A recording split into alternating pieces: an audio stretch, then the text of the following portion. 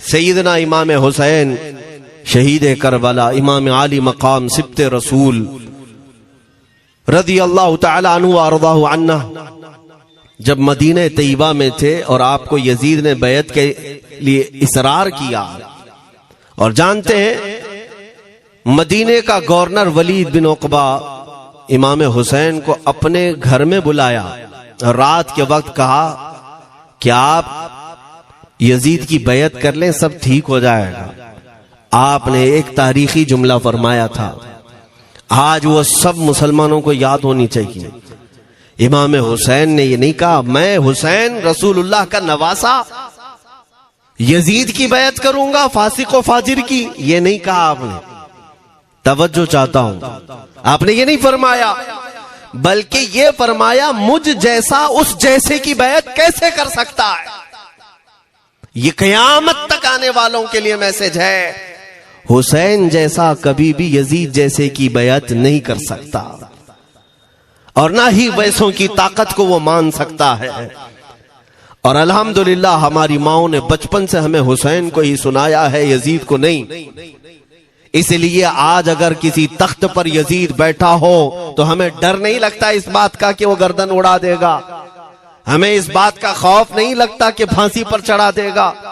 ہمیں اس بات کا یقین ہے کہ اگر ہمارے ٹکڑے بھی ہو جائیں گے تو انشاءاللہ ہماری روح کربلا ضرور پہنچیں گی۔ امام حسین کے ساتھ قیامت کے دن اٹھائے جائیں گے، حق بات کرتے ہوئے اگر دنیا سے جائیں۔ عزیزان گرامی وقار، میں تاریخ کی چند جھلکیاں آپ کے سامنے رکھوں گا۔ مجھے حکم بھی ہوا ہے، بہت جلدی وقت ختم ہو جائے گا، سمیٹنا ہے۔ میں چند مثالیں آپ کے سامنے رکھتا ہوں۔ طاقت کسے کہتے ہیں، قوت کسے کہتے ہیں؟ جیم میں جا کر باڈی بنانے والا طاقتور ہے، کاجو بادام کھانے والا طاقتور ہے، مکے مارنے والا طاقتور ہے۔ کون ہے طاقتور؟ طاقت کسے کہتے ہیں؟ میرے عزیزو، اصل طاقت تو یہ ہے کہ تم استعمال اپنے ہاتھ پیر کچھ بھی نہ کرو لیکن کھلبلی دوسروں میں مچی رہے،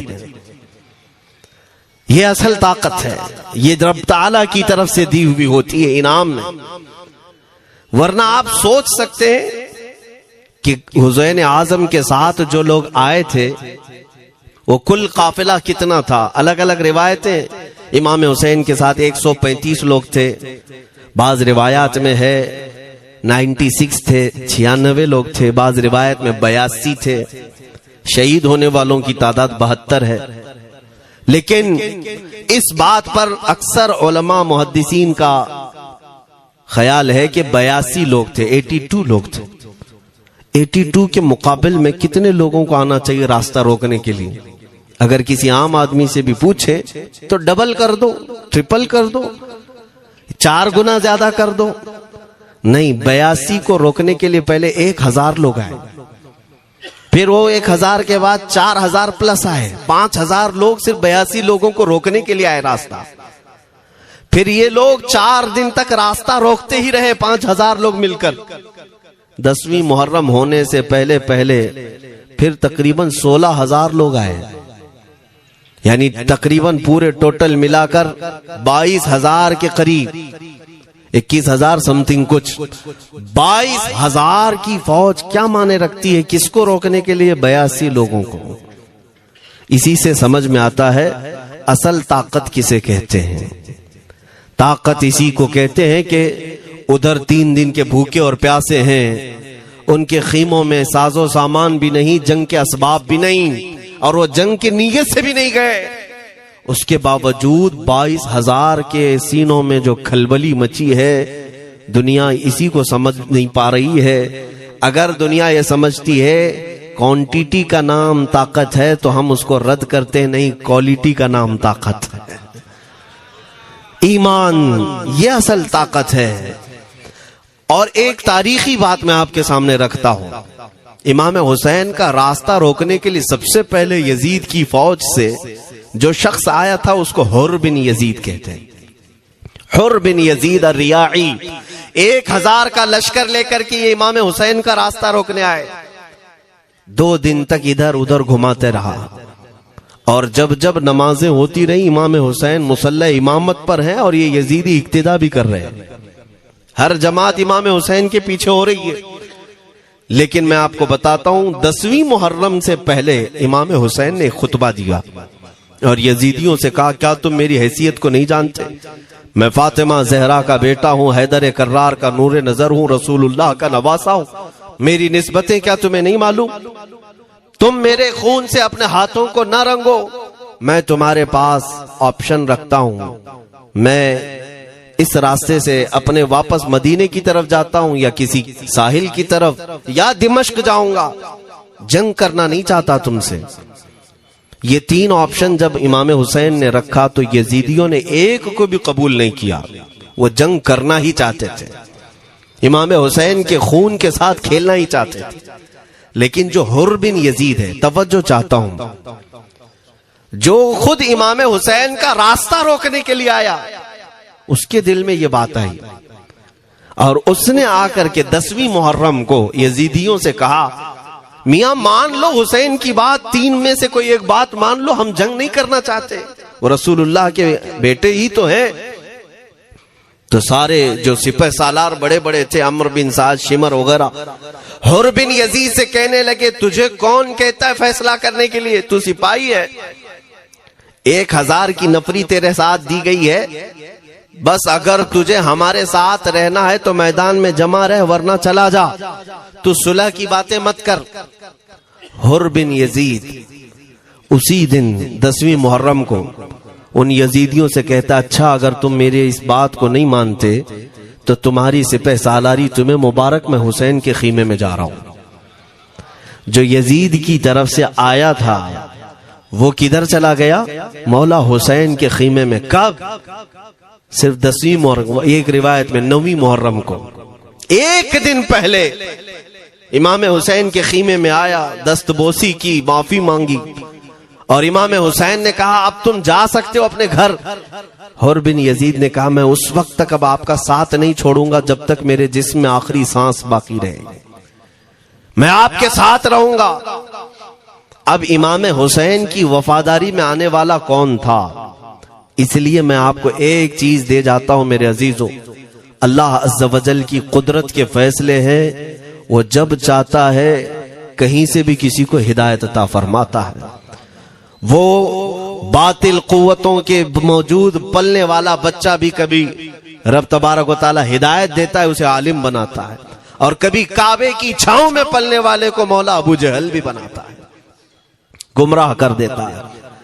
حر بن یزید مولا حسین کے پاس آ گئے، جو بات مجھے کہنی ہے اس کے لیے مجھے اتنا واقعہ بیان کرنا پڑا ہے، میں اصل پوائنٹ کی طرف آتا ہوں کیوں میں یہ بیان کر رہا ہوں۔ جب 10ویں محرم کو جنگ شروع ہوئی، عمرو بن سعد نے تیر چلایا، تو جانتے ہیں خیمہ حسین کی طرف سے سب سے پہلے میدان میں اترنے والا یہی حر بن یزید ہی، یہی اترے اپنے گھوڑے پر سوار ہو کر انہی یزیدیوں سے لڑنے کے لیے جن کی فوج میں یہ آئے تھے، ان کے مقابل میں لڑنے کے لیے گئے۔ اور جب لڑنے کی ابتدا ہوئی صبح سے دوپہر کے قریب تک وہ لڑتے رہے، زوال تک۔ اب جو بات کہنا ہے توجہ سے سنو، حر بن یزید نے صبح سے لڑائی کی، بہتوں نے وہاں پر میدان جنگ میں مقابلہ آرائیاں کی ہیں، لیکن حر بن یزید کی جو لڑائی ہے وہ تاریخ میں لکھی ہوئی آج بھی۔ انہوں نے یزیدیوں کے ساتھ جو جنگ کیا، کئی گھنٹے جنگ کرنے کے بعد جانتے ہیں تنہا حر بن یزید نے 120 یزیدیوں کو قتل کیا، 120 کی تعداد، ایک گھوڑ سوار ایک ہی ہے، 120 کو مار گرایا۔ اس کے بعد جام شہادت نوش کیا۔ میں تاریخ پڑھ رہا تھا، وہیں پر ہم نے کتاب کو روک دی۔ بہت سارے لوگ کربلا کے واقعات میں امام حسین کے خاندان کے بچوں کے شہادت تو بیان کرتے ہیں، ان کے جسم کٹ گئے، ان کے اوپر گھوڑے دوڑائے گئے، لیکن تم یہ نہیں جانتے کہ حسینی شہزادوں نے باطل قوتوں کے کیسے چھکے چھڑائے تھے۔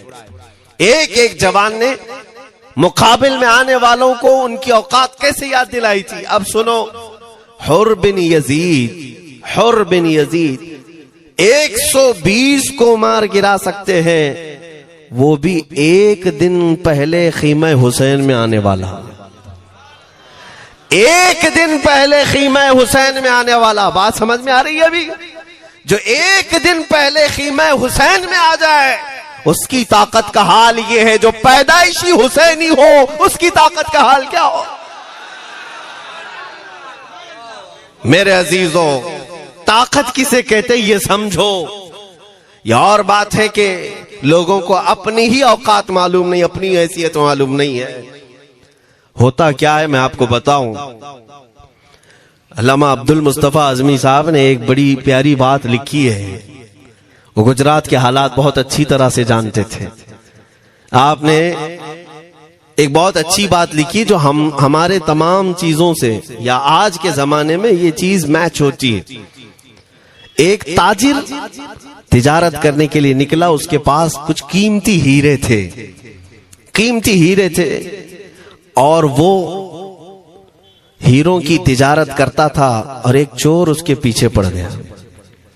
اور وہ چور روزانہ وہ چوری کرنے کے چکر میں رہتا تھا کہ جب رات کو یہ تاجر سوئے تو میں یہ ہیرے نکال لوں گا. لیکن 2-3 دن جب وہ تاجر سوتا تھا وہ پورے ہیرے چیک کرتا تھا، کہیں نہیں ملتے تھے. تھک گیا چور. 3 دن کے بعد اس تاجر کو اس نے پوچھا، چور نے کہا کہ تم ہیرے رکھتے کہاں ہو؟ دن بھر تو تمہارے پاس ہوتے، رات میں کہاں جاتے؟ تو اس تاجر نے کہا، عقل کا اگر تو استعمال کرتا تو تجھے بات سمجھ میں آتی. روزانہ میں تیرے ہی جبے میں رات کو یہ ہیرے رکھ کر خود سو جاتا تھا. وہ اپنا نہیں تلاش کرتا، اس کا تلاش کرتا. بلا تشبیہ و بلا تمثیل. میرے عزیزو، تمہارے پاس جو طاقت ہے تمہیں اس کا اندازہ نہیں. تم جو محبت مصطفیٰ صلی اللہ علیہ وسلم کی شمع اپنے سینے میں رکھتے ہو، مولا کریم کا وعدہ ہے تمہارے ساتھ، کان حقا علینا نصر المؤمنین.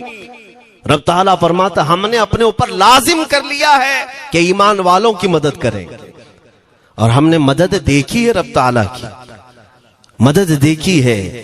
آج کے ان حالات میں مجھے بتاؤ، بھونکنے والے بھونک ہی رہے ہیں، باقی تمہارا کیا بگاڑ لیا؟ کیا تمہارا خراب کیا؟ بس یہ ہے کہ تم اپنے اندر کھلبلی مت مچاؤ اور زیادہ خوف و ہراس میں مت جیو. الحمدللہ مسلمان ہیں، مومن ہیں، کسی چور قوم سے تمہارا رشتہ نہیں ہے. تم دنیا کی اس عظیم قوم ہو جو صرف اور صرف اپنے رب تعالیٰ کے حضور جھکتی ہے اور اپنے رب تبارک و تعالیٰ کے حضور ایسے جھکتی ہے. میں چیلنج کے ساتھ کہتا ہوں، پوری دنیا میں کوئی کمیونٹی، کوئی قوم ایسی نہیں ہے جو اپنے خدا کو دیکھنے کے بعد ہی جھکتی ہے. جس کی بھی جاؤ ان کے خداؤں کی تصویر وہاں پر سامنے ہوتی تبھی جھکتے ہیں. وہ چاہے عیسائی ہوں، یہودی ہوں، کوئی بھی ہوں، انہوں نے کوئی نہ کوئی یا مورتی بنائی ہے یا تصویر بنائی ہے تب وہ جھکتے ہیں. تنہا تم ایمان والے ہو جو آج تک اپنے خدا کو دیکھا نہیں لیکن ہر دن سجدہ کرتے ہو. تمہارا یہ ایمان ہے. اور قرآن میں شروع میں ہی اللہ تعالیٰ نے جو تعریف فرمائی سورہ بقرہ میں، یؤمنون بالغیب، اللہ فرماتا ہے یہ وہ لوگ ہیں جو غیب پر ایمان رکھتے ہیں، دیکھا نہیں. اور دنیا میں کروڑوں مسجدیں ہوں گی، کسی مسجد میں اللہ کی تصویر ہے؟ کسی مسجد میں؟ اور یا تمہیں صلاۃ و سلام پڑھنے کے لیے میرے آقا کی تصویر دیکھنے کی ضرورت ہے؟ یہی تو تمہارا ایمان ہے میرے عزیزوں. میرے آقا کو ہم نے دل میں بسا رکھا ہے، اور جب حضور پاک کی یاد آئی بغیر تصویر دیکھے ہم کھڑے ہو جاتے ہیں. اور ان کی محبت ویسی ہوتی ہے، ہمیں کسی تصویر اور مورت کو دیکھنے کی ضرورت بھی نہیں ہوتی. تمہاری خصوصیات بہت ہیں. اللہ رب العزت نے تمہاری پیشانیوں کو محفوظ رکھا ہے، کسی اہرے غیرے کے سامنے جھکنے نہیں دیا. پیشانی مقدس ہے تمہاری. ہاں یہ تو نہیں ہے کہ تم کسی درخت پر بھی چلے جاؤ، پتھر پر بھی چلے جاؤ، چوہے پر بھی جھک جاؤ، سانپ پر بھی جھک جاؤ، نہیں ہے. ایک صحابی ہیں ایمان لانے کے بعد وہ کہتے ہیں یا رسول اللہ صلی اللہ علیہ وسلم دو واقعات ایسے ہیں جو زمانے جہالت میں ہم کرتے تھے. ایک واقعہ یاد کرتا ہوں تو رونا آتا ہے، اور ایک واقعہ یاد کرتا ہوں تو ہنسی آتی ہے. حضور نے فرمایا وہ دونوں کیا ہیں بتاؤ؟ انہوں نے کہا پہلا واقعہ تو یہ ہے جس کو یاد کر کے روتا ہوں کہ جوانی میں جب ہمارے گھر بیٹی پیدا ہوتی تھی تو ہم اس کا گردن مروڑ کر دفن کر دیتے تھے. آج مجھے یہ بات یاد آتی ہے تو رونا آتا ہے کہ ہم نے ایسے کئی بچیوں کو دفن کر دیا. عرب والے داماد بنانا نہیں چاہتے تھے اور بیٹیوں کو پہلے ہی مار دیتے تھے. یہ وہ صحابی کہتے ہیں اب یاد آتی ہے بات تو رونا آتا ہے. میرے آقا صلی اللہ علیہ وسلم نے فرمایا پھر ہنسی کس بات پر آتی ہے؟ کہتے ہیں زمانے جہالت میں ہمارے خدا جو ہوتے جن کی ہم عبادت کرتے تھے تو جب سفر میں جانا ہوتا تھا تو آٹا گوند کر کے خدا بنا لیتے تھے، کیونکہ سفر میں جانا ہے اور ہر جگہ ان کو ساتھ میں رکھنا تھا خدا کو. وہ صحابی کہتے ہیں سفر کے خدا اور ہوتے تھے، ہوا کا الگ، پانی کا الگ، مٹی کا الگ، سب لے کر کے چلتے تھے. پھر حضور نے فرمایا ہنسی کس بات پر آتی ہے؟ وہ کہتے ہیں بیچ راستے میں اگر کھانا ختم ہوا تو کبھی خدا کا ہاتھ توڑ کے کھاتے تھے، کبھی پیر توڑ کے کھاتے تھے. ارے میرے عزیزو 1400 سال بعد آج جب آپ ہنس رہے ہیں اس صحابی کو تو اس بات پر ہنسی آتی ہوگی. میں یہ بات صرف اس لیے عرض کر رہا ہوں کہ شکر مناؤ اللہ رب العزت کا کہ تمہیں رب تبارک و تعالیٰ نے اس قوم میں پیدا کیا ہے جس کا ماتھا صرف وحدہ لا شریک کی بارگاہ میں جھکتی ہے. تم ایمان والے ہو. اور میں نے آیت یہی تلاوت کی خطبے میں وَلَا تَهِنُوا وَلَا تَحْزَنُوا وَأَنْتُمُ الْأَعْلَوْنَ إِن كُنتُم مُؤْمِنِينَ. گھبراؤ مت، پریشان مت ہو، تم سب سے زیادہ سربلند رہو گے اگر تم ایمان والے ہو. یہ قرآن کی آیت ہے. ایمان کسے کہتے ہیں؟ ایمان کسے کہتے ہیں؟ یعنی اللہ نے فرمایا اگر تم ایمان والے ہو تو سب سے زیادہ کامیاب ہو. اب ہم پوچھتے ہیں رسول پاک سے ایمان کسے کہتے ہیں؟ میرے آقا کی زبان سے سنو لا یؤمن احدکم حتی اکون احب الیہ من والدہ وولدہ والناس اجمعین. حضرت انس سے روایت ہے حضور پاک صلی اللہ علیہ وسلم فرماتے ہیں تم میں سے اس وقت تک کوئی کامل ایمان والا نہیں ہو سکتا جب تک اپنے والدین، اپنے بچے، اپنے اور سارے انسانوں سے زیادہ میں اس کے نزدیک محبوب نہ بن جاؤں. حضور سے کامل محبت جب تک نہ کرو گے تب تک ایمان بھی کامل نہیں ہے. خلاصہ کلام یہی ہے کہ محمد سے وفا تو نے تو ہم تیرے ہیں. یہ جہاں چیز ہے کیا لوح و قلم تیرے ہیں. بس اسی بات پر آپ کو آنا ہے. اقبال بھی یہ کہتا ہے میں جرمنی گیا، یورپ کا سفر کیا، وہاں کی ترقیوں کو دیکھا اور وہ لوگ بہت آگے بڑھ رہے تھے. میں اسی لیے سفر کیا کہ میں وہاں تحقیق کر کے آؤں، دیکھوں، اپنی قوم کو آ کر کے میں بتاؤں مسلمانوں کو کہ کس فیلڈ میں تم جاؤ گے تو کامیاب ہوں گے. سائنس میں، فزکس میں، جغرافی میں، کیمسٹری میں، میتھس میں، کون سی فیلڈ میں تم جاؤ گے تو زیادہ ماہر ہوگے.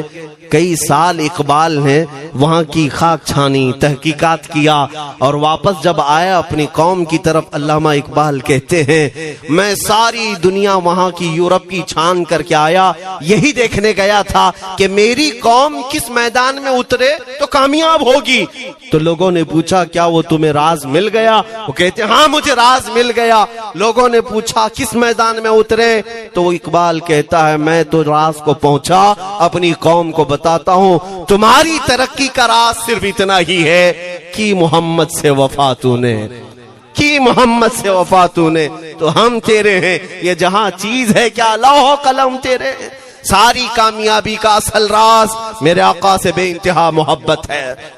میں دینی شخصیات کی بات اپنی جگہ پر جس کو آپ دنیاوی علوم کہتے ہیں، لاؤ میتھس کا کوئی بہت بڑا ماہر ریاضی دان یا کوئی سائنٹسٹ آپ کو ایسا لگتا ہو، لاؤ میرے اعلیٰ حضرت امام احمد رضا فاضل بریلوی کے سامنے. جانتے ہیں آپ اس اعلیٰ حضرت فاضل بریلوی نے 55 علوم پر اپنی تحقیقات لکھ دی ہیں. باقی جانتے کتنے تھے وہ اللہ ہی بہتر جانے. ایک بات میں آپ کو بتا رہا ہوں، میتھس میں، میتھمیٹکس میں ان کے پاس ایسی ایجادات تھیں. ایک کتاب اعلیٰ حضرت نے لکھی ہے جیومیٹری پر. آج کے بچے جو کالج پڑھتے ہیں وہ جانتے ہوں گے. جیومیٹری کی بھی کئی اس میں اقسام لکھی گئی ہیں. اور اعلیٰ حضرت نے ایک کتاب لکھی ہے کشف العلہ عن سمت القبلہ. قبلہ پہچاننے کا علم. تم تو آج وہ کمپاس لے کر کے پہچانتے ہو نا. اب تو موبائل میں آ گیا, موبائل کو گھماؤ, ادھر دکھا رہا ادھر, ادھر دکھا رہا ادھر قبلہ. میرے عزیزو, اسلام مشینوں سے نہیں چلتا ہے. اس کا سیل چلا گیا تو کیا تمہارا اسلام چلا جائے گا؟ اس کی بیٹری چلی گئی تو کیا تمہارا دین چلا جائے گا؟ نہیں. اسلام مکمل قواعد اور ضوابط کے ساتھ ہے. ساری مشینیں ختم بھی ہو جائیں, اسلام نے تمہیں قاعدے بنا کر دکھائے ہیں پریکٹیکل. یہ قبلہ پہچاننے کا علم ہوتا ہے. شہر کا طول البلد عرض البلد دیکھنا ہوتا ہے. بہت ساری اس میں چیزیں, اس کی سطح سمندر سے اونچائی کتنی ہے, پھر ستاروں کو دیکھا جاتا ہے, پھر پہچانا جاتا ہے قبلہ, اس کو حساب میں لگایا جاتا ہے. اعلیٰ حضرت نے یہ جو کتاب لکھی پورے 1400 سال میں, اعلیٰ حضرت کی یہ کتاب جس میں 10 قاعدے خود انہوں نے ایجاد کیے, ان سے پہلے کسی نے نہیں لکھی, خود انہوں نے ایجاد کیے. اور اس کے بعد اعلیٰ حضرت نے چیلنج کے ساتھ کہا کہ میں نے, فقیر نے یہ 10 قاعدے ایجاد کیے ہیں, اس پر کوئی عمل کر کے قبلہ پہچاننا چاہے تو اس پر عمل کر کے کھڑا ہو جائے. اگر حجابات ہٹا دیے جائیں تو کعبہ اس کی ناک کے سامنے ہوگا. اعلیٰ حضرت نے لکھا ہے کعبہ عین اس کی ناک کے سامنے ہوگا. پرفیکٹ قاعدے انہوں نے لکھے. یہ قاعدے کہاں سے آئے؟ حساب, میتھمیٹکس. جو علی گڑھ کے پروفیسر اپنے پھنسے ہوئے مسائل حل کرنے کے لیے اعلیٰ حضرت کے پاس آئے. واقعات آپ نے سنے ہوں گے. اب میں آپ سے کہتا ہوں, ایک بہت بڑے پروفیسر صاحب علی گڑھ کے, وہ لندن یا آکسفورڈ جا رہے تھے یا جرمنی جا رہے تھے کچھ میتھس کے فنڈے حل کرنے کے لیے. اعلیٰ حضرت کے خلیفہ نے انہیں مشورہ دیا کہ چلے مولانا احمد رضا صاحب بریلی میں رہتے ہیں, ان سے بات کر لیں گے. پہلے تو انہوں نے مذاق اڑایا, مولوی لوگوں کا کام ہے, پروفیسر جس میں پھنسا ہوا ہے. انہوں نے کہا لندن اور جرمنی جانے میں جتنا خرچہ آتا ہے اس سے کم ہی بریلی کو لگتا ہے, ایک بار ٹرائی کر لیجئے. وہ آئے اعلیٰ حضرت کے ہاں, وہ مولانا سید سلیمان صاحب کے کہنے پر جب اعلیٰ حضرت کے پاس آئے, عصر کا وقت تھا, اذان ہو چکی تھی, آپ مسجد کی طرف جا رہے تھے. پروفیسر صاحب سے ملاقات ہوئی. اعلیٰ حضرت نے پوچھا کیسے آنا ہوا؟ انہوں نے کہا ایک بہت پیچیدہ مسئلے میں پھنس گیا ہوں, میتھس کا, ریاضی کا, حساب کا حل نہیں ہوتا, اس کے لیے میں باہر کا سفر کر رہا تھا. آپ کے شاگرد مولانا سلیمان صاحب نے کہا کہ آپ سے ملنے. اعلیٰ حضرت نے کہا دکھائیں کیا مسئلہ ہے. انہوں نے کہا اتنے شارٹ ٹائم میں یہ حل نہیں ہوگا, نماز کے لیے آپ جا رہے ہیں. اعلیٰ حضرت نے فرمایا پھر بھی دکھاؤ. اعلیٰ حضرت کو انہوں نے ویسے ہی کھڑے دکھایا. دیکھتے ہی اعلیٰ حضرت نے انگلیاں رکھی اور کہا اس کا یہاں سے, اس کا یہاں سے, فلاں کا یہاں سے, اس طرح آپ لگا کر کے دیکھ لیں, میں عصر کی نماز سے فارغ ہو کر آتا ہوں. وہ پروفیسر صاحب کہتے ہیں انہوں نے چٹکیوں میں یوں حل کیا, میں جب بیٹھ کر کے اس مسئلے کو لگایا تو ترنت 2 منٹ میں وہ مسئلہ حل ہو گئے. اب جس کے لیے میں یہ واقعہ عرض کر رہا ہوں سنو. وہ حیرت میں آنکھیں پھٹی پھٹی رہ گئی اس پروفیسر صاحب کی. ادھر نماز ہونے کے بعد آئے اعلیٰ حضرت, تو وہ اش کرنے لگے. کہا مولانا صاحب میں پہلی مرتبہ دیکھ رہا ہوں کہ مدرسے کا کوئی مولوی میتھس کے اتنے ٹف فنڈے کو حل کر لیتا ہو. مولانا یہ تو بتائیں یہ ریاضی اور یہ میتھس کے مسئلے آپ نے کس سے سیکھے؟ کون ہے آپ کو, کس کالج میں, کس یونیورسٹی سے آپ نے سند حاصل کی ہے؟ یہی مجھے کہنا ہے میرے عزیز. اب اعلیٰ حضرت کا جواب سنو. کہتے ہیں جناب میں نے اپنے والد سے صرف پلس مائنس اور ملٹیپل کے مسئلے سیکھے, جمع, نفی اور ضرب. ہمارے والد صاحب نے بس اتنا ہی سکھایا. اور اس وقت بچپن میں مجھے منطق, فلسفہ, یہ سب کتابیں پڑھنے کا شوق تھا. میں حساب کے, جیومیٹری کے یہ کتابیں لے کر بیٹھا. میرے والد آئے, دیکھا, پوچھا احمد رضا کیا پڑھ رہے ہو؟ میں نے دکھایا یہ منطق ہے، فلسفہ ہے یا حساب کی کتابیں ہیں۔ میرے والد نے وہ کتابیں اپنے ہاتھ میں لے لی اور کہا جا رسول اللہ کی حدیثیں پڑھ، صدقے میں سارے علم دے دیے جائیں۔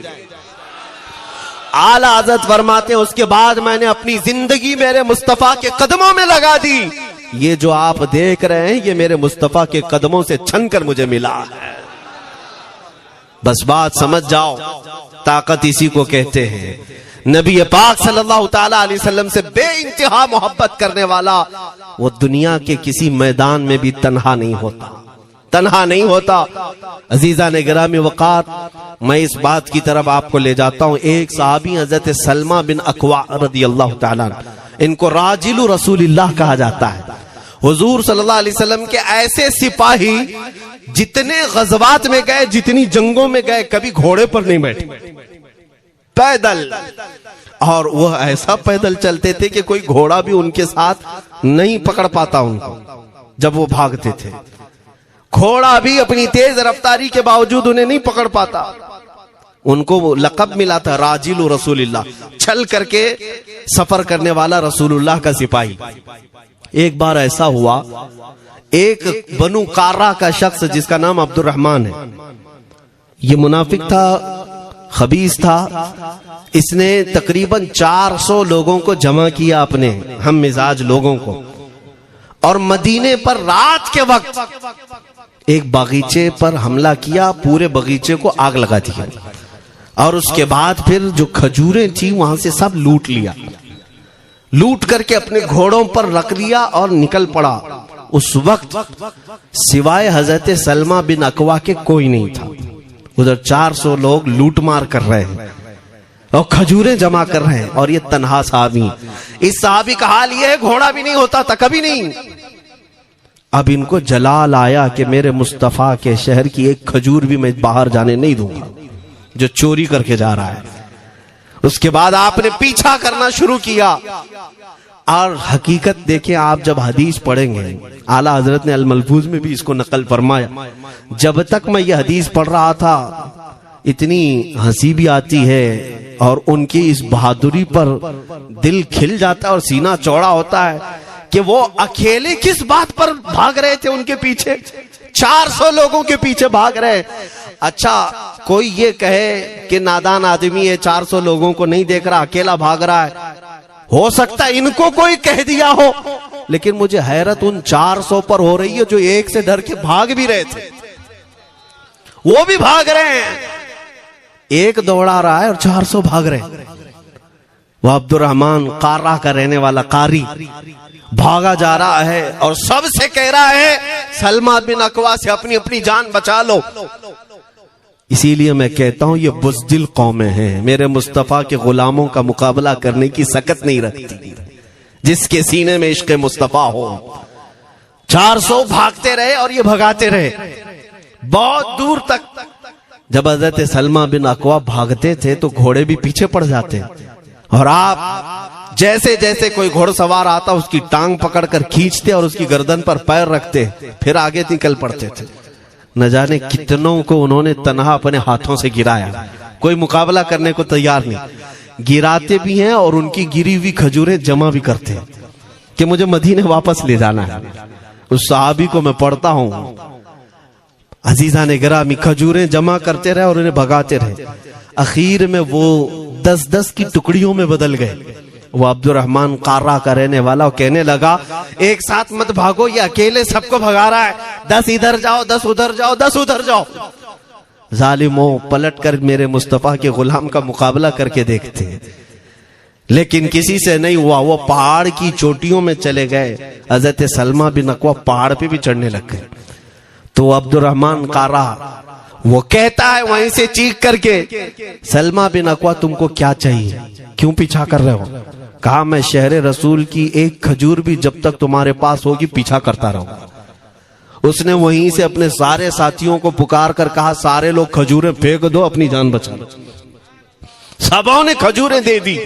حضرت سلمہ بن اکوع پوری کھجوریں جمع کی ہے، کتنوں کو رونتے ہوئے واپس آنے لگے۔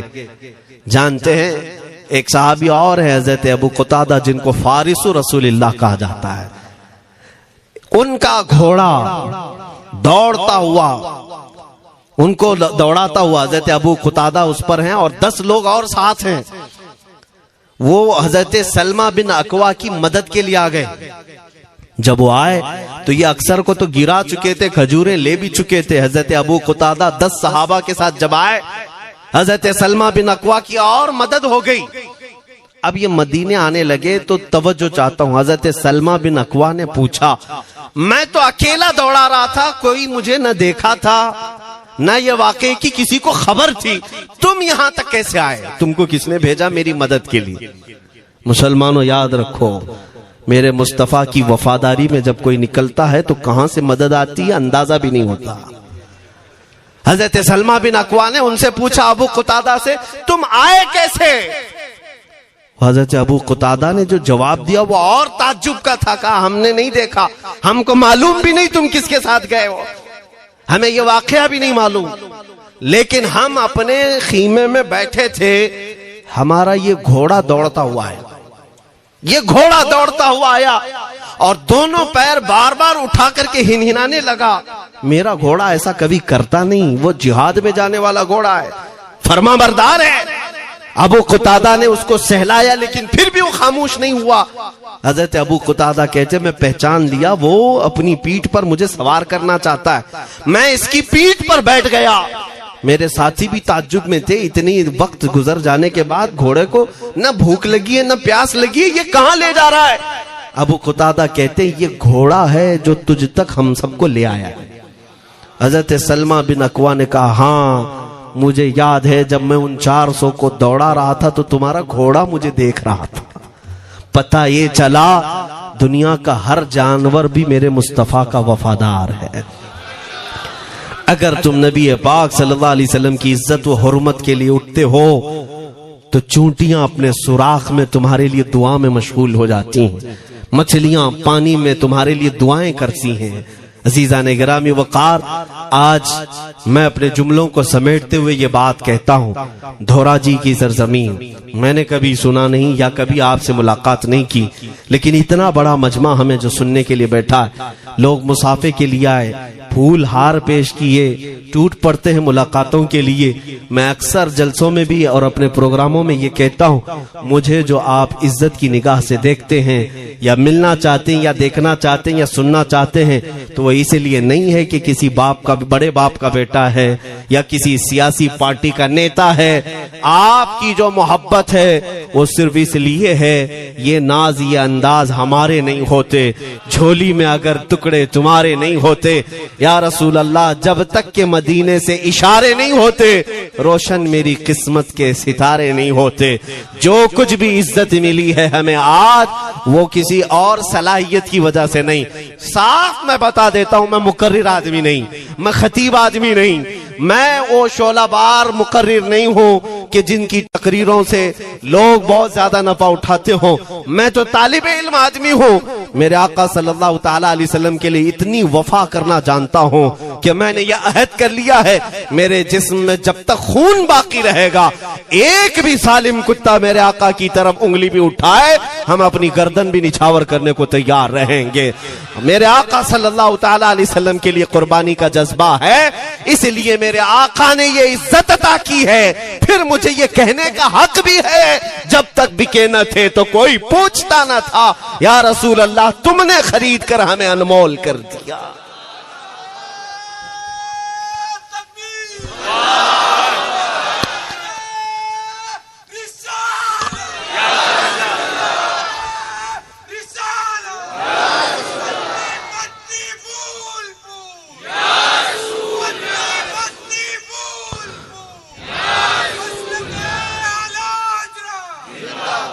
میرے عزیزوں, اس بات پر آج تمہارا اتحاد ہونا ہے, آج تمہارا اتحاد ہونا ہے.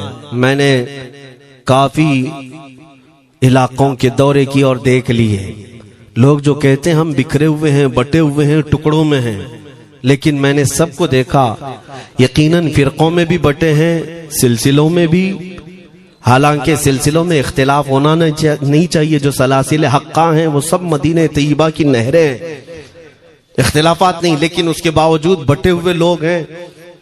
ایک دوسرے سے مصافحہ نہیں کرنا چاہتے، ایک دوسرے کے پیچھے نمازیں نہیں پڑھنا چاہتے، جو خالص سنی ہو کر بھی، ایمان والے ہو کر کے بھی۔ میں بہتوں سے یہ شکایتیں سنا کہ ہم میں بہت سارے اختلافات ہیں، لیکن اس کا حل تقریریں ہیں، تحریریں ہیں، لوگوں کو سمجھانا ہے، اصلاح کرنا ہے، سب کر کے دیکھ لیا۔ لیکن ایک بات میں نے خود پریکٹیکل دیکھ لیا کہ 1000 ٹکڑوں میں کیوں نہ بٹے ہوں، لیکن میرے مصطفیٰ کا نام آ جائے تو ہر کوئی متحد نظر آتا ہے۔ یہ ہم نے دیکھ لیا ہے، یہ ہم نے دیکھ لیا ہے۔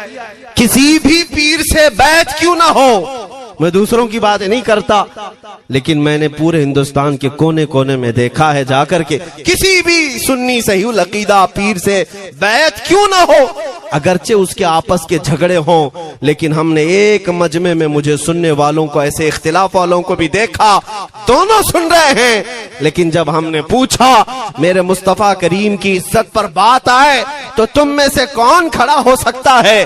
ہر اختلاف رکھنے والا بھی یہ کہتا ہے یا رسول اللہ، یہ جسم بھی تمہارا، یہ جان بھی تمہاری، کروں تیرے نام پہ جاں فدا، نہ بس ایک جاں دو جہاں فدا، دو جہاں سے بھی نہیں جی بھرا، کروں کیا کروڑوں جہاں نہیں۔ یہ ہر ایک کا نعرہ ہے۔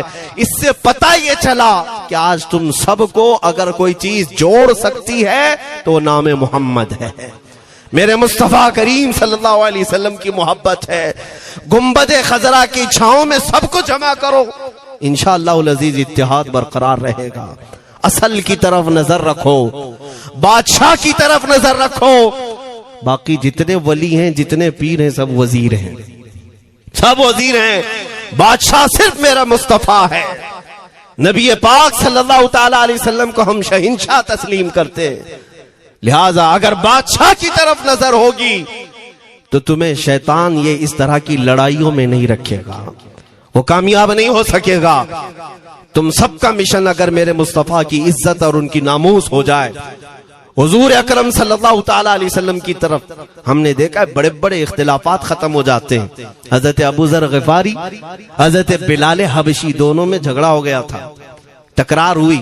حضرت ابو ذر غفاری نے صرف حضرت بلال کو غصے میں آ کر کہا، کالی عورت کے بیٹے، یا ابن ام سودا، یہ تکرار میں ہو جاتا ہے۔ حضرت بلال کو یہ بات لگ گئی، تھے تو کالے، لیکن صحابی نے کہا تھا کالی عورت کے بیٹے۔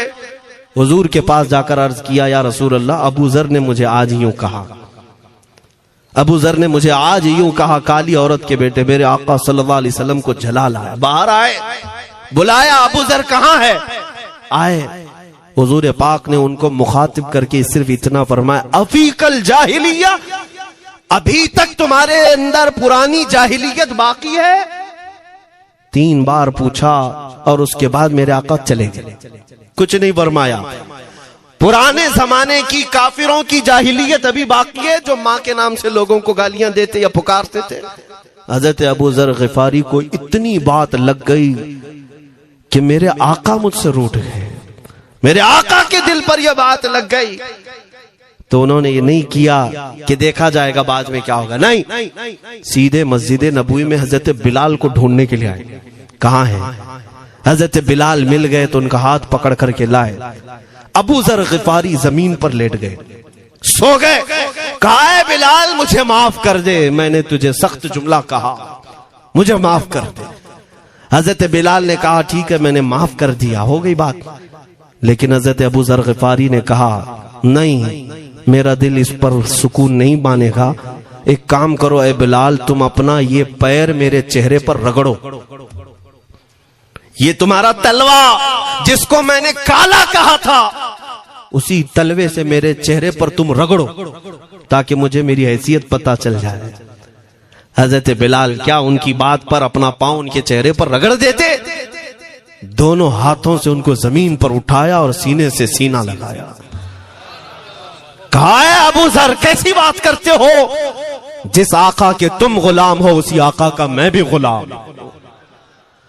میں نے یہ تاریخ میں پڑھا ہے، اگر سختیوں کو کوئی چیز جوڑ سکتی ہے تو وہ میرے آقا کی محبت ہے اور مصطفیٰ کریم کی محبت ہے، تمہارے سینے چوڑا کر دے گی، تمہارا دل کشادہ کر دے گی، تم اپنوں کو ایکسپٹ کرنے لگ جاؤ گے اپنے نبی کی نسبت پر۔ ہاں ایک بات یاد رکھیں، میں یہ صرف میرے آقا کی نسبت والوں کے لیے کہہ رہا ہوں، باقی ہمارا عقیدہ تو یہ ہے نبی سے ہو جو بیگانہ اسے دل سے جدا کر دیں، پدر مادر برادر جان و مال ان پر فدا کر دیں، ہم اس کو مانتے ہی نہیں، چاہے باپ ہو کہ ماں ہو، جو میرے نبی کو نہیں جانتا، جو میرے آقا کی عظمت کو نہیں پہچانتا، میں ان کے بارے میں نہیں کہتا۔ ہاں ہمارے ایک استاذ بزرگ انہوں نے فرمایا تھا کہ بیٹا بات کرنے کا لہجہ نرم رکھنا ہمیشہ۔ بہت سارے لوگ ہماری تقریروں کو ابھی جو سنتے ہیں وہ کہتے ہیں بہت کڑک بولتے ہیں، سخت بولتے ہیں۔ میرے عزیزوں پچھلے 15 سال سے کرتے ہیں ہم تقریریں، اخلاقیات پر، تصوف پر بہت سارے نرم انداز میں گفتگو کرنے کے ہم عادی تھے، وہ سب نہیں دیکھتے، لیکن جہاں ہم تھوڑا سا چیختے ہیں یا گرج کے ساتھ بولتے ہیں وہ بہت جلدی کسی کو لگتی ہے اور کہتے ہیں آپ بہت کڑک لہجے میں کہتے ہو۔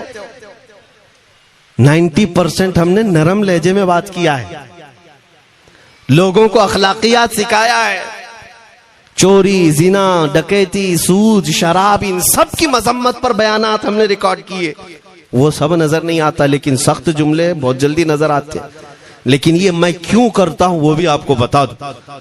ہمارے ایک بزرگ استاد نے فرمایا، کہا کہ بیٹا نرم گفتگو کرنے کی عادت رکھنا، اس لیے کہ میرے آقا صلی اللہ علیہ وسلم کی سنت ہے نرمی سے کلام کرنا، لیکن ایک بات یاد رکھنا، زندگی بھر نرمی سے بات کرو، لیکن مصطفیٰ کریم صلی اللہ علیہ وسلم کی اہانت یا دشمنی کسی میں دیکھو تو پھر نہ تمہاری زبان میٹھی ہونی چاہیے، نہ دل نرم ہونا چاہیے، نہ دماغ ٹھنڈا ہونا چاہیے۔ ہاں یہ ایمان کا تقاضا ہے۔ ہم جو سخت بات کرتے ہیں لوگوں کو ایسا لگتا ہے کہ اتنا کڑک نہیں بولنا چاہیے، تمہیں پتا بھی نہیں حضرت عمر فاروق کتنا بولتے تھے۔ ہاں عمیر بن وہب ایک شخص تھا جو حضور کے قتل کا ارادہ کر کے آیا تھا مکہ سے۔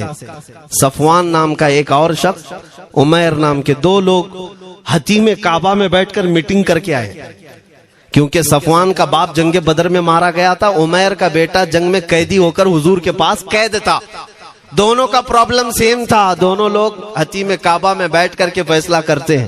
صفوان نے کہا میں تجھے بہت پیسے دوں گا، ایک تلوار کو زہر میں بجھا کر جاؤ مدینے اور محمد کا قتل کر کے آؤ صلی اللہ علیہ وسلم۔ عمیر بن وہب تلوار چھپا کر کے مدینے آیا، لیکن جس وقت وہ آیا حضرت عمر فاروق چند صحابہ کے ساتھ مسجد نبوی کے باہر کھڑے تھے، دیکھتے ہی اس کی گردن میں جو ہے یہ گمچھا ڈالا، رومال، اور کہا خذو ھذا الکلب، پکڑو اس کتے کو۔ یہ حضرت عمر کی زبان سے نکلے ہوئے، کہتے ہیں پکڑو اس کتے کو۔ یہی وہ ہے جو بدر کے اندر میدان بدر میں مکہ والوں کو بھڑکا رہا تھا جنگ پر حضور کے خلاف، یہاں مدینے میں آیا ہے، پکڑو اس کو۔ حضرت عمر باہر ہی سب کر دیتے، لیکن کہا کہ میں حضور سے پوچھ کے آتا ہوں اس کا کرنا کیا ہے۔ میرے آقا کے پاس گئے، کہا یا رسول اللہ شیطان قریش آیا ہے، قریش کا شیطان آیا ہے عمیر بن وہب، اور مجھے لگتا ہے وہ بری نیت سے آیا ہے۔ حضرت عمر پہلے ہی بھانپ رہے ہیں، مجھے لگتا ہے وہ بری نیت سے آیا ہے، کیا کرنا ہے آپ حکم فرمائیں۔ میرے آقا نے فرمایا عمر اس کو اندر لے آؤ۔ عمیر بن وہب کو ویسی گردن میں وہ گمچھا ڈال کے گھما کے اندر لے آئے مسجد نبوی میں۔ حضور نے پوچھا، حضرت عمر سے کہا چھوڑ دو اس کو۔ جب اندر آیا تو پوچھا حضور نے کیوں آئے عمیر؟ اب وہ جھوٹ بولنے لگا، کہا میرا بیٹا آپ کے پاس قیدی ہے، خیر خیریت پوچھنے کے لیے آیا ہوں، اور کیا ہے۔ میرے آقا نے فرمایا سچ سچ بتاؤ کیوں آئے ہو؟ اس نے پھر کہا میں اپنے بیٹے کی خیریت معلوم کرنے آیا ہوں، اور کیوں آیا ہوں؟ حضور نے فرمایا خیریت معلوم کرنے آئے تو تلوار لے کے کیوں آئے ہو؟ اس نے تلوار دکھانے کے لیے پھینک دیا، کہا اس تلوار کا کیا ہونا ہے؟ تلوار تو ہمارے پاس بدر میں بھی تھی، لیکن فتح آپ ہی کے ساتھ تھی۔ بڑی بڑی باتیں کرنے لگا۔ میرے آقا کو جلال آیا اور کہا عمیر وہ بات کیوں نہیں بولتے جو تم صفوان کے ساتھ کعبہ کے حتیم میں بیٹھ کر کے آئے ہو؟ مدینے میں بیٹھا رسول خانہ کعبہ میں ہونے والی گفتگو کو سن رہا ہے، دور و نزدیک کے سننے والے وہ کان لالے کرامت پہ لاکھوں سلام۔ یہ حدیث موجود ہے، صحیح حدیث ہے اسی حدیث کے ترجمانی کرتے ہوئے ہم تو یہ عقیدہ رکھ ہی سکتے ہیں نا، ہم یہاں سے پکاریں وہ وہاں سے سنیں، مصطفیٰ کی سماعت پہ۔ ہاں یہ عقیدہ بریلی والے کا جو ہے وہ اپنے پیٹ کا عقیدہ نہیں، یہ صحابہ کا عقیدہ ہے۔ میرے عزیزو، جب میرے آقا نے فرمایا وہ بات بتاؤ جو حتیم کعبہ میں کر کے آئے ہو، اب تھر تھر تھر کانپنے لگ گیا، اس رسول سے کیا چھپائیں جو حتیم کعبہ میں تنہائی میں ہونے والی میٹنگ کو بھی جانتا ہو۔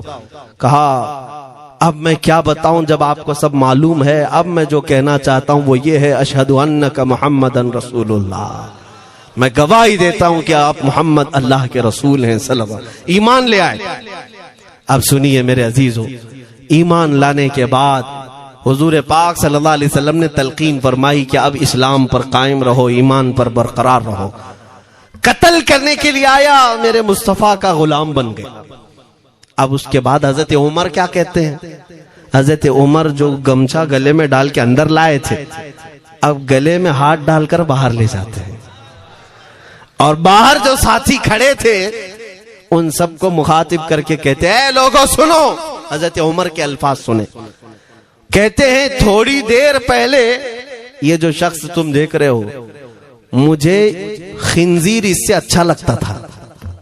اللہ یہ لفظ بھی ہے، واللہ انی لأحب خنزیرا من ھذا، کہتے ہیں کہ اس سے بہتر میں خنزیر کو سمجھتا تھا کیونکہ یہ دشمن رسول تھا۔ لیکن اب سنو اے لوگو، اب میرے سگے بیٹے سے زیادہ مجھ کو یہ عزیز ہے، اس لیے کہ میرے آقا کا غلام۔ یہی ایمان ہے، یہی ایمان ہے۔ عزیزان گرامی، خلاصہ کلام میری بات کا یہی ہے، محمد کی محبت دین حق کی شرط اول ہے، اسی میں ہو اگر خامی تو سب کچھ نامکمل ہے۔ اقبال نے کیا خوب کہا تھا، اگر پہچاننا ہو تو میرے عزیزو پہچانو، تم میرے آقا صلی اللہ علیہ وسلم کے قدموں تک اگر پہنچ گئے تو یہی دین ہے۔ بمصطفیٰ برساں خیش کے دی ہماؤس، گرب اُن رسیدی تمام بول حبیش، اپنے آپ کو حضور تک پہنچا دو، اسی کا نام دین ہے۔ اور اگر وہاں تک نہیں پہنچ سکے، زندگی پوری ابو لہب کی طرح ہے، ہو نہ یہ پھول تو بلبل کا ترنم بھی نہ ہو، چمن دہر میں کلیوں کا تبسم بھی نہ ہو نہ یہ ساقی تو میں بھی نہ ہو، خم بھی نہ ہو، بس میں توحید دنیا میں نہ ہو، تم بھی نہ ہو۔ یا رسول اللہ، خیمہ افلاق کا استادہ اسی نام سے ہے، نبض ہستی تپش آمادہ اسی نام سے ہے، دشت میں دامن کوہسار میں میدان میں ہے، بحر میں موج کی آغوش میں طوفان میں ہے، چین کے شہر مراکش کے بیابان میں ہے، اور پوشیدہ ہر مسلمان کے ایمان میں ہے۔ وہ میرے آقا کی ذات ہی ہے، ہر جگہ ہے، اور اسی کی طرف ہمیں سب کو متوجہ ہونے کی آج ضرورت ہے۔ طاقت کس کا نام ہے؟ میں نے شروع اسی بات سے کیا تھا، اسی پر ختم کرتا ہوں۔ طاقت و قوت صرف باڈی بنانے کو نہیں کہتے، طاقت و قوت صرف اور صرف کاجو بادام کھانے کو نہیں کہتے، طاقت و قوت اس کے اندر ہے جو دیکھنے کو اگرچہ کمزور لگتا ہو لیکن دشمنوں کے سینے اس کی یاد سے ہی آج بھی کھلبلی مچ جاتی ہو۔ ہم نے دیکھا ہے 100 سال پہلے کی بات، اعلیٰ حضرت امام اہل سنت فاضل بریلوی امام محمد رضا خان، نام تو ہر بچہ جانتا ہے آج، اور اپنوں سے زیادہ غیر بھی جانتے ہیں اور تھر تھراتے بھی ہیں، لیکن کیا کبھی تم نے اعلیٰ حضرت کی سیرت میں یہ پڑھا کہ ان کا جسم کیسا تھا؟ ان کا جسم کیسا تھا؟ بہت لہیم شہیم، چوڑے سینے والے، بڑے بال والے، اونچے چہرے والے؟ نہیں میرے عزیزو، تاریخ میں آپ پڑھو گے اعلیٰ حضرت کثرت سے لکھنے کی وجہ سے، کثرت سے عبادت کی وجہ سے جسمانی اعتبار سے بڑے دبلے پتلے تھے، بڑے دبلے پتلے تھے۔ لوگ دیکھنے والوں نے یہ کہا ہے جسمانی ساخت ایسی نہیں تھی کہ کوئی پہلوان نظر آتا ہو، دبلے پتلے تھے، نحیف تھے، دیکھنے میں کمزور لگتے تھے، لیکن مجال ہے جب وہ عاشق رسول کا قلم چلتا تھا اور وہ بھی یوں پکار کر کہتا تھا یہ رضا کے نیزے کی مار ہے کہ عدو کے سینے میں غار ہے، کسے چارہ جوئی کا وار ہے کہ یہ وار وار سے پار ہے۔ اور پھر ان کافروں کو کہا تھا اس امام اہل سنت نے، کل کے رضا ہے خنجر خونخوار برق بار۔ یہ کوئی دعویٰ نہیں کر سکتا آج۔ کلک کس کو کہتے ہیں سمجھا بھی دیتا ہوں میں آپ کو، کلک رضا، اعلیٰ حضرت اپنے قلم کو کہہ رہے ہیں، کلک مطلب قلم، رضا کا قلم کیسا ہے؟ خنجر خون خار برقبار، یعنی خون پینے والا خنجر اور چمک پیدا کرنے والی جو بجلی ہوتی ہے۔ اعلیٰ حضرت بڑے نرم دل بھی تھے، رحم دل بھی تھے، اپنوں کو جب نوازتے تھے تو بے حساب نوازتے تھے، عاجزی ایسی کہ بچوں سے بھی معافی مانگتے، عاجزی ایسی، اور اپنے پیر خانے پر جانے کی بات آئے تو چپلیں کتنی دور چھوڑ جائے، غرور و گھمنڈ کی بات نہیں، لیکن جب میرے مصطفیٰ کے دشمنوں سے مقابل کی بات آتی تو یوں کہتے، تم کیا سمجھتے ہو کل کے رضا ہے خنجر خونخوار برقبار، عادات سے کہہ دو خیر منائے نہ شر کرے۔ یہ بات ایمان کے تقاضے کی ہے۔ میں آج ہر عالم سے منبر پر بیٹھے ہوئے اور ہر مومن سے یہی کہنا چاہتا ہوں، جو میرے مصطفیٰ کی عزت کی بات آئے سر چڑھ کر بولنا سیکھ جاؤ۔ میرے آقا نے فرمایا ہے، ظالم اور جابر بادشاہ کے سامنے حق بات کا اعلان کرنا سب سے افضل جہاد ہے، اور یہ تو کر ہی سکتے ہو۔ ان پاکھنڈیوں کو لفظ جہاد سے بھی ڈر لگتا ہے اور لفظ جہاد پر ہی بڑا پروپیگنڈا کرتے ہیں، مجھے اس بات کا کوئی خوف نہیں۔ ہاں، لوگ یہ کہتے ہیں مولانا جہاد کے لفظ پر تھوڑا سائیڈ ہو کر کے بات کر لیتے ہیں، تم بزدل کیوں بنے جا رہے ہو؟ لفظ جہاد ایک پاکیزہ لفظ ہے، مقدس لفظ ہے، اس لفظ کو اگر نکال دیا تو میرے آقا کی آدھی سیرت ختم ہو جائے گی۔ کیسے بتاؤ گے نبی پاک کی سیرت؟ بدر کو کیا کہو گے؟ تکرار ہوئی تھی، خندق، احد، تبوک، خیبر، طائف، یہ سب کو کیا کہو گے؟ تکرار ہوئی تھی۔ جہاد لفظ ہے، سیلف ڈیفنس کا نام ہے، اتنا حق تو ہر ایک کو ہے میرے عزیزو۔ لیکن یہ تو آج میں یہ بات بھی نہیں کر رہا ہوں تم کو تلوار اٹھاؤ، بندوق اٹھاؤ، گولی مارو، بندوق سے لو، یہ سب باتیں تو ہم کرتے بھی نہیں، ہمیں ضرورت بھی نہیں، لیکن ہمیں پتا ہے ہمارے الفاظ ہی کافی ہیں۔ میرے آقا صلی اللہ تعالی علیہ وسلم کی محبت جس کے سینے میں ہو، میرے آقا نے جب یہ فرمایا ہے کہ حق بات کا اعلان کرنا سب سے افضل جہاد ہے، تو اس پر تو ہر کوئی آج عمل کر سکتا ہے۔ حق بات کہو، ممبروں سے کہو، اور ٹرسٹیوں سے بھی کہتا ہوں علماء کو کہنے کی آزادی بھی دو کہ وہ بزدل نہ بنائے، خوف نہ رکھ رضا ذرا، تو ہے عبد مصطفیٰ۔ ایک بات سمجھ کر کے چلے، ہم ملک کے خلاف، قانون کے خلاف نہیں بولنا چاہتے، ملک ہمارا بھی ہے، دیش ہمارا بھی ہے، اور یہاں کے قوانین جس پر ہم عمل کر رہے ہیں، خوشی سے عمل کر رہے ہیں، لیکن ان ظالموں نے کیا بنا دیا ہے، ان کے نزدیک دیش پورا مودی ہے۔ ہاں، ان صاحب کے بارے میں مت بولو، وہ دیش ہے، کل کو اگر نہیں رہے تو دیش چلا جائے گا۔ میرے عزیزو، کسی ویکتی، کسی شخص کی غلط پالیسیوں پر تنقید کرنے کا نام دیش کے خلاف بولنا نہیں ہے۔ ہم اپنے دیش سے محبت ایسی کرتے ہیں، آج بھی آزادی کا دن ہے نا، آزادی کا دن ہے، یہ لگے ہاتھوں یہ بات کہہ کر کے گزرتا ہوں، آج بھی جا کر کے دیکھیں انڈیا گیٹ پر سب سے زیادہ شہیدوں کے نام جو لکھے گئے ہیں وہ مسلمانوں کے ہیں۔ ان کو کیا پتا ہے 1857 سے جو انگریزوں کے خلاف لڑ رہے تھے، یہ لڑ رہے تھے، آزادی کا پرچم سب سے پہلے بلند کرنے والا کوئی سنگی نہیں تھا، وہ شہید ٹیپو سلطان تھا، سب سے پہلے توپ مین ہندوستان کا، انگریزوں کے خلاف آواز بلند کرنے والا، پورے انگریز اس کے خلاف کھڑے تھے۔ ان کو آج بولنے کی توفیق بھی نہیں ملتی، اور اس کے علاوہ وہ علماء کی بات کہاں چلی گئی آج؟ انگریز تاریخ دان نے لکھا ہے کہ سب سے زیادہ ہمیں خطرہ ہندوستان میں مسلمانوں سے تھا، اور ہم نے دلی سے لے کر کشمیر تک کوئی ایک جھاڑ، کوئی ایک درخت باقی نہیں تھا جس میں ہم نے ایک عالم کو لٹکایا نہیں تھا پھانسی پر، جن کی تعداد گنی گئی ہے تو تقریباً 26,000 علماء کو انہوں نے پھانسی دی تھی، دلی سے لے کر کشمیر تک۔ مجھے بتاؤ جزیرہ انڈمان نکوبار میں کس کو بھیجا انہوں نے؟ مولانا فضل حق خیر آبادی، عنایت احمد کاکوروی، یہ تمام وہ لوگ ہیں، علامہ عنایت احمد کاکوروی جن کی کتاب آج تقریباً ہر مدرسے میں پڑھائی جاتی ہے، علم الثقہ۔ یہ کتاب یہاں چٹائی پر بیٹھ کر لکھی ہوئی نہیں، اس جیل کی دیواروں پر لکھی ہوئی کتاب، اس کو پڑھ کر کے آج بچے عالم بنتے، ہم بھی پڑھے۔ یہ وہ لوگ ہیں جن کو صرف اور صرف حق بات کہنے کی بنیاد پر زندگی بھر جیل میں ڈال دیا گیا۔ آج ڈھونڈ کر کے نکالو مولانا فضل حق خیر آبادی کا مزار کہاں ہے، اور انڈمان نکوبار میں۔ جہاں کالا پانی کی سزا دی جاتی تھی. کفایت علی کافی کا نام سنا ہے میرے عزیزو؟ یہ نام کا ذکر آنا تو حق بنتا ہے آج کی رات ضرور. مراد آباد شہر کا وہ عالم ربانی، وہ صرف اور صرف مجاہد آزادی نہیں بلکہ فنا فی الرسول بھی تھا. آپ اسی سے اندازہ لگا لیں اعلیٰ حضرت جیسا عاشق، ہدایق بخشش لکھنے والا. اعلیٰ حضرت کے اشعار تو پتہ ہے نا، امام الکلام کہتے ہیں. اعلیٰ حضرت کی نعتوں کو امام الکلام کہتے ہیں. سارے کلاموں کا امام اعلیٰ حضرت کی نعتیں، پڑھ کر کے دیکھ لو وجد آ جائے حضور کی نعتیں. لیکن اس اعلیٰ حضرت سے پوچھا گیا آپ کس کی نعتیں پسند کرتے ہیں؟ اعلیٰ حضرت فرماتے ہیں میں صرف دو ہی لوگوں کی نعتیں سنتا ہوں، یا تو حسن رضا بریلوی کی یا علامہ کفایت علی کافی کی.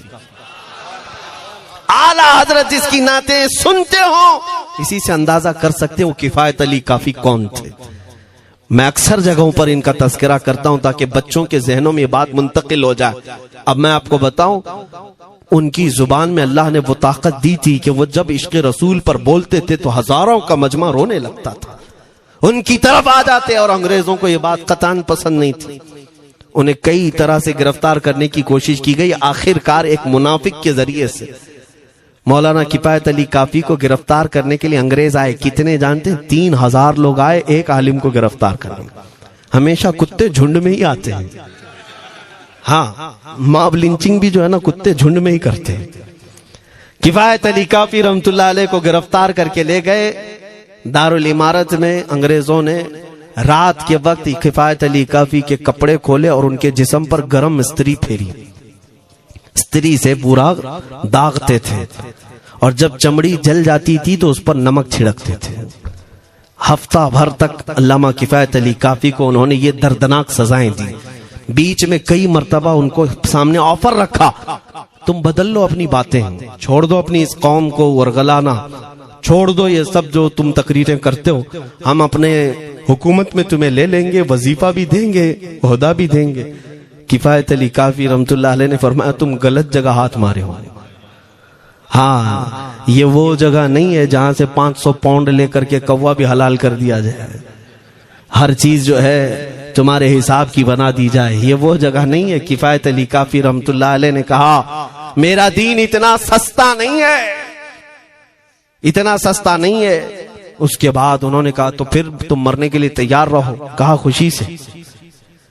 8 دن کے بعد ان کو ایک چوراہے پر لے جا کر پھانسی کا پھندا لگایا گیا اور پورے مجمع میں آپ کو پھانسی کے لیے چڑھایا گیا. انگریزوں نے پوچھا تھا کوئی آخری وصیت ہے تمہاری، کوئی آخری خواہش ہے تو بتا دو لوگوں میں. پھانسی پر چڑھنے والا یہ کہتا ہوگا میری بیوی سے مل لوں، بچوں سے مل لوں، جائیداد پراپرٹی کی وصیت کر دوں، میرے بعد کون بیٹھے گا وہ کہہ دوں. لیکن کفایت علی کافی کی بات پر قربان جاؤ. اس بھرے مجمع میں کہتے ہاں میری آخری خواہش ایک ہی ہے، ایک بار نعت رسول پڑھ لو. اللہ اللہ، ایک بار نعت رسول پڑھ لو. انہوں نے کہا ٹھیک ہے تمہاری اس خواہش کا ہم ادب کرتے ہیں، کر لو. کفایت علی کافی رحمت اللہ علیہ پھانسی کے پھندے پر چڑھنے سے پہلے کیا مگن ہو کر کے گنگنا رہے تھے. یوں کہہ رہے تھے کوئی گل باقی رہے گا نہ چمن رہ جائے گا، پر رسول اللہ کا دین حسن رہ جائے گا. اطلس و کم خواب کی پوشاک پہ نازا نہ ہو، اس تنے بے جان پر خاکی کفن رہ جائے گا. سب فنا ہو جائیں گے حشر تک کافی و لیکن نام حضرت کا زبانوں پر سخن رہ جائے گا. یہ نعت پاک گنگناتے ہوئے چڑھ گئے پھانسی کے پھندے پر. لوگوں نے دیکھا پھانسی تو لگی لیکن لبوں پر اسی طرح کی مسکراہٹ تھی. کیوں؟ یہ راز ہے میرے عزیزوں، مرنے والا ہی جانتا ہے. پھندا بعد میں لگتا ہے، آمنہ کا لال پہلے تشریف لاتا ہے. موت کا درد اسے کیا ہوگا جو جمال مصطفیٰ دیکھ رہا ہو، میرے آقا صلی اللہ تعالی علیہ وسلم کی طرف محو ہو. اب سنو میں یہ بات کیوں کہہ رہا ہوں، تم ان باتوں سے گھبرانا نہیں، ان باتوں سے ڈرنا نہیں کہ کل کو اگر آپ کے ممبر پر بیٹھ کر خطاب کرنے والا یہ آپ کا غلام مر جاتا ہے، کٹ جاتا ہے، کوئی مجھے مار دیتا ہے، تو اس بات کا یقین رکھ لینا دین رکے گا نہیں. اور میرے آقا صلی اللہ علیہ وسلم کے ناموس اور ان کی عزت میں کوئی کمی آنے والی نہیں. ہمارے مر جانے سے کچھ نہیں ہونا ہے، اسی لیے کہ ہر سنی بچہ جانتا ہے اسلام زندہ ہوتا ہے ہر کربلا. ہم مرنے کے بعد اس بات کا یقین رکھتے ہیں اگر ہماری موت ہو گئی اس راستے میں تو اسلام کی آبیاری ہوگی، اسلام اور پھولے گا پھلے گا. اور ہوا یہی، کفایت علی کافی کو پھانسی کا پھندا دے کر 8 دن تک جشن منایا تھا انگریزوں نے. جب مولوی چلا گیا جو لوگوں کو تقریر کرتا تھا، ہزاروں کا جمع کرتا تھا، حضور اکرم صلی اللہ علیہ وسلم کی محبت کی باتیں کرتا تھا، چلا گیا، ہم نے پھانسی دے دی. لیکن ان ظالموں کو معلوم نہیں میرے خدا کا قانون کیا ہے، قدرت خداوندی کا قانون کیا ہے. مراد آباد شہر میں یہ کفایت علی کافی کو 1857 کے پہلے پھانسی دے رہے ہیں، اور اسی سال مراد آباد کے قریب بریلی شہر میں اللہ تعالی احمد رضا پیدا کر رہا ہے. تم ایک عاشق کو پھانسی دیے، حضور پاک کے چاہنے والے کو تم نے پھانسی دے کر یہ سمجھا کہ آپ ختم ہو گیا عشق کی باتیں کرنے والا. لیکن قربان جاؤ محبت مصطفیٰ پر، میرا رب ایسے ان مکاروں کے مکر کو پھیرتا ہے کہ فوراً اللہ تعالیٰ نے ایسا عاشق پیدا کیا کہ پھر بریلی کی طرف سے اٹھنے والی آواز ایک شہر میں، ایک بستی میں نہیں، دنیا کے کونے کونے میں پہنچ گئی. آج 100 سال ہو گئے اس مرد قلندر امام اہل سنت کو دنیا سے گئے ہوئے، لیکن ہر مسجد کی منبر اور محراب آواز دیتی ہے مصطفیٰ جان رحمت پہ لاکھوں صلاۃ، شمع بز میں ہدایت پہ لاکھوں صلاۃ. اور پھر ہمارے بچے بھی یہ آج کہہ جاتے ہیں ڈال دی قلب میں عظمت مصطفیٰ سیدی اعلی حضرت پہ لاکھوں صلاۃ. یہ نظام ہے میرے مولا کا، ایک چراغ تم بجھاؤ گے مولا 100 چراغ روشن فرمائے گا. ہاں انشاءاللہ العزیز اس بات پر ہم سب کو جمع ہونا ہے. اللہ کریم ہمیں ہماری کھوئی ہوئی طاقت و قوت عطا فرمائے. آپ رب تبارک و تعالیٰ کی بارگاہ میں یہ دعا کریں کہ اے رب ذوالجلال جب تک زندگی باقی ہے مولا مجھے تیرے نبی کے وفاداروں میں شمار فرما. اس لیے میں جب بھی حضور کی بارگاہ میں عریضہ پیش کرتا ہوں تو یہ ضرور کہتا ہوں آقا بد ہیں تو آپ کے، بھلے ہیں تو آپ کے، ٹکڑوں پہ یہی کے پلے ہیں، رخ کدھر کریں، تو جسے جو منہ چھپائیں تو کریں کس کے سامنے. یا رسول اللہ کیا کسی اور سے توقع نظر کی ہے؟ ہمارا ماننا تو یہ ہے، میں نے دیکھا بھی ہے اپنے بچوں کو، اور ہم کہتے ہیں میرے آقا کی بارگاہ میں آقا گنہگار تو ہو گئے لیکن آپ کے غدار نہیں ہیں، غدار نہیں ہیں. جب تک غدار نہیں ہوں گے میرے آقا کی طرف سے تمہارے لیے ہمیشہ استقبالیہ کھلا رہے گا. آؤ میرے عزیزو اس بات پر میں گفتگو کو ختم کرتا ہوں. آج کے اس عرس مبارکہ میں، اور آج آزادی کی یہ رات ہے، ہم بارگاہ مصطفیٰ میں عریضہ پیش کرتے ہیں یا رسول اللہ آپ کو اس وطن سے بوئے وفا آئی تھی، میرے آقا اس وطن کی طرف نظر کرم فرما دے. قیامت تک آنے والی ہماری نسلوں میں میرے آقا صرف آپ کے عاشق ہی پیدا ہو، کوئی غدار نہ پیدا ہو. ہماری دعا یہی ہے میرے آقا میں مجرم ہوں آقا مجھے ساتھ لے لو کہ رستے میں ہیں جا بجا تھانے والے، چمک تجھ سے پاتے ہیں سب پانے والے، میرا دل بھی چمکا دے چمکانے والے. وآخر دعوانا الحمدللہ رب العالمین.